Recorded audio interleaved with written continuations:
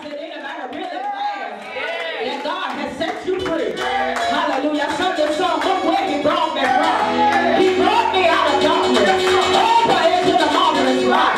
I thank God that he brought me from a mighty long ways. Hallelujah. When you look back over your life and look over your shoulder and see where God has brought you from, you ought to be able to shout, I thank God I'm free. I thank God he changed my mind. I thank God he changed my heart. I thank God that he delivered me out of the hands of the enemy. Because if the enemy had his way, I wouldn't be here right now. If the enemy never had his way, I wouldn't even be born out of my mother's womb. I thank God I'm free. I really thank God I'm free. Thank God he saved me. Thank God he delivered me. Sometimes we just need to thank God that I'm saved, sanctified, and filled with the Holy Ghost. Hallelujah. That's enough to praise him right there. That's enough to shout the right there. That he saved me. Oh, yes, Lord. Hallelujah. The old saint sung a song that the devil thought it had me, but I got away. I got away just in time. God made a way of escape for me. Hallelujah. He thought he had me in his hand, but God came in just in the nick of time and snatched me up. Hallelujah. Thank God. Thank God. Thank God I'm free. Thank God. That he brought me out of that danger of darkness that I was in. Hallelujah. That he brought me out of that place of darkness that Minister Dora talked about. Hallelujah. That he brought me to this marvelous life. And that he gave me a mind to be a willing worker, like Minister Priscilla talked about. Amen. Hallelujah. Hallelujah. Hallelujah. I thank God today. Thank God I'm free. Hallelujah. If you really knew where you were, like I said, think about the person you were 5 years ago, 10 years ago, at least even just a year ago. I thank God I'm stronger now, wiser than I ever was, better than I've ever been. Hallelujah, because God came in and set me free. Hallelujah, it's a blessing to be free. Hallelujah, it really is a blessing to be free this morning. Hallelujah, because so many people are bound. Bound, they don't even realize they're bound. Bound and comfortable with being bound. But I thank God this morning that we're free. Hallelujah, free to praise him. So many people don't even have a place where they can lift their hands free and just shout or praise or jump or holler or do whatever they feel in the unction of the Spirit to do. But thank God that we have a place of worship where we can give God the praise and the glory that's due unto his name. Hallelujah. Thank you for your spirit, Lord. Thank you for your spirit. Amen. Thank God for the word that we've heard. Amen. Where are the willing workers? There's danger living in the dark. And thank God I am free. We're going to come from another very familiar passage of scripture. Just to seal this thing up this morning. Hallelujah. Romans 8 and 35. Thank God for Pastor and First Lady Elder Roman, my sisters that always just preach under the anointing of God. And just thank God for God using them. And coming behind them makes preaching easy because of the anointing on their lives. Amen. Hallelujah. I ain't got to work too hard. Just go with it. Amen. Hallelujah. Thank God for the anointing that's on their lives. Amen. Romans 8 and 35. He said, who shall separate us from the love of Christ? Shall tribulation or distress or persecution or famine, or nakedness, or peril, or sword. As it is written, for thy sake we are killed all the day long. We are counted as sheep for the slaughter. Nay, in all these things we are more than conquerors through him that loved us. For I am persuaded that neither death, nor life, nor angels, nor principalities, nor powers, nor things present, nor things to come, nor height, nor depth, nor any other creature shall be able to separate us from the love of God, which is in Christ Jesus our Lord. Amen.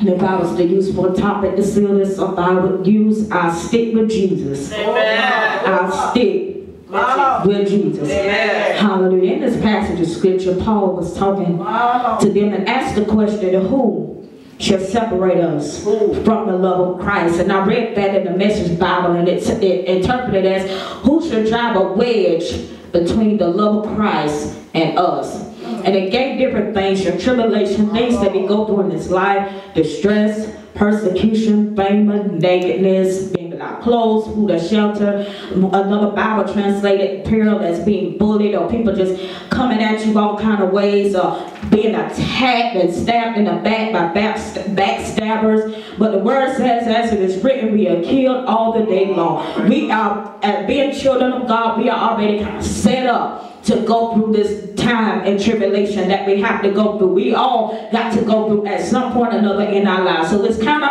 already set up that way. So we got to know and expect the enemy to come with these things. But the word says, nay, and all of these things are all the stuff that I know I got to go through. And even the stuff I don't know, don't expect to go through. I understand that I am more than a conqueror through him that loved us. In verse 38, I am persuaded. I like the way my father always translate, I am convinced without a doubt in my mind that neither death nor life. I remember last year around this time we was burying people out the yin yang. We lost 6 people in our family in February, lost 3 more by in June, July. Then my grandfather passed away in July, and all that death was taking a toll on our hearts. But neither death, all that death, it still would not change my mind that God is still faithful and just to keep us through the hardship that we went through. Neither life, nor angels, nor demons, nor power that the devil can come up against you with, nor things present, nor whatever's to come in my future, no matter how high I am, no matter how low I might feel at the time, nothing shall be able to separate me from the love of God. There's nothing that can stand between me and God. There's nothing that can come up in my life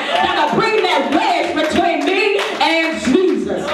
And you got to have that mindset that Minister Doyle talked about, that first love. We got to get back to that. What happened to the love that we're supposed to have for our Savior? What happened to that love that we're supposed to have for God, that we'll do what he's asked us to do, and that we'll be faithful, that we'll serve when we're supposed to serve, that we'll be here when we're supposed to be here, that we'll be committed to the work of God? What happened to that kind of love when we are concerned about our brother, concerned about our sister, when we will give to the poor and we will serve and sow into people's lives? What happened to that kind of love when we will be committed to the work of the Lord? What happened to that kind of love? And the problem is, there's some things that happen in our lives that cause us to just lose out with God. And we got to get back into that place and that strength and God, to that we tie not in the rope, and we feel like letting go of the rope. And someone said, tighten up the rope and hold on a little bit more. If you feel like you're slipping, tie not in the rope and grab a hold of faith and don't let go until God shows up. But most times we allow things to happen in our lives. We allow those things to say, you know what? I'm just tired. I don't feel like going to church today. I'm not going. I don't feel like paying my tithes. I'm going to keep this. I don't feel like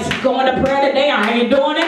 You know, we got our mindsets all wrong. And that's why the love of many shall wax cold. Not just the love between brother and sister, but the love between God and us is starting to wax cold. And we got to get back to that place where God is first in our lives. Here's the heart of the song, Jesus at the center of it all. We got to get back to that place where Jesus is at the center, focus of our lives, where he's first. We get up out of the bed, we consult God as to what he wants us to do. We consult God before we make any decisions. We got to put Jesus first. But sometimes we allow the enemy to come and whisper foolishness in our ear. We allow people to talk us out of some stuff. We allow people to convince us that what we're trying to do ain't the right thing to do. But God is saying today, I am the one that you need to consult. I am the one that has all the answers. I am the one that can lead you and guide you into all truth. So I have made up my mind this morning that I'm going to stick with Jesus. No matter what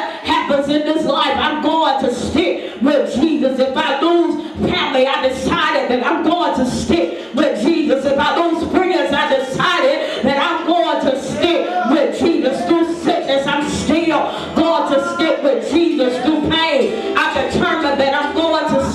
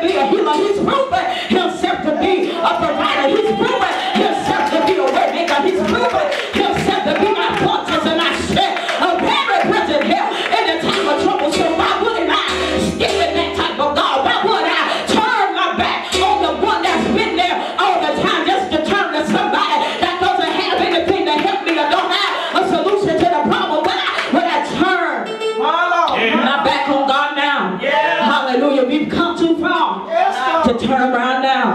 Hallelujah. Psalmist said, nobody told me that the road was going to be easy. But I surely don't believe that God has brought me this far to leave me now. You can't convince me that God has brought me this far, that he set me free and he has broken chains off of my life and brought me through all of that just to leave me now. You can't convince me of that. Hallelujah. That's why I made a declaration in my life, and you want to make that same declaration today, that I'm going to stick with Jesus. I'm not going to let him go until he bless me. When he bless me, I'm still going to hold on to God's unchanging hand. When he moves on my behalf, I'm still going to hold on to him. And when I feel like I can't get no connection with him, I'm still going to hold on to God's unchanging hand. When he tells me yes, I'm going to hold on. I'm going to stick with him. When he say no right now, but I got something better for you, I'm still going to stick. I'm still going to stick with Jesus. And I'm going all the way with the Lord. Is that your determination this morning? That I'm going all the way with the Lord. I can't make it halfway, as Elder talked about earlier. I can't come this far and then stop now, but I'm determined that I got to run on just a little bit further. And I'm willing and I'm determined to see what the end's going to be.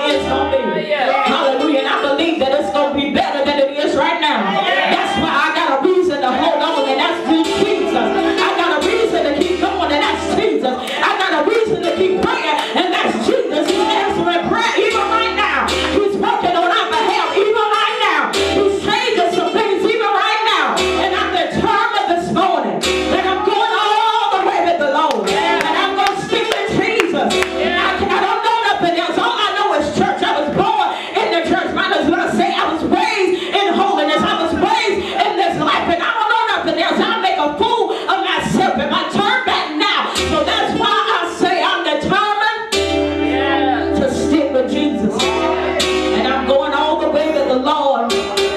Going all the way with Jesus. Hallelujah. Let that be your declaration for the remainder of this year and for the rest of your days. Hallelujah. That I'm determined to stick with Jesus, because he has the answer. He's held me in his hand this far. He allowed me to be born. He allowed me to be gifted to do different things. He's anointed each of our hands to do a special work for him. Hallelujah. So just stick with the Lord. He won't fail you. Hallelujah. One of our spiritual mothers always say the failure is not in God, but the failure is in us. Hallelujah. The failure lies when we turn to other people and other things to fulfill that longing and that void in us that only God can fill. Hallelujah. But stick with the Lord. Be determined that I'm going to stay saved. In this season, so many people are turning back. So many people are falling by the wayside. So many people are giving up. So many people are saying, what's the use? But stick with the Lord, and he'll show you the way. It might not seem clear right now, but he'll show you the way. He'll lead you and guide you into those green pastures that David talked about. He'll lead you beside the still water. He'll restore your soul. He got grace and mercy upon you. He got that rod and that staff to comfort you. He'll prepare that table before you right there in the presence of your enemies. He'll anoint your head with oil and allow your cup to run over. Surely, surely, surely, goodness and mercy shall follow you all the days of your life if you make that decision to dwell.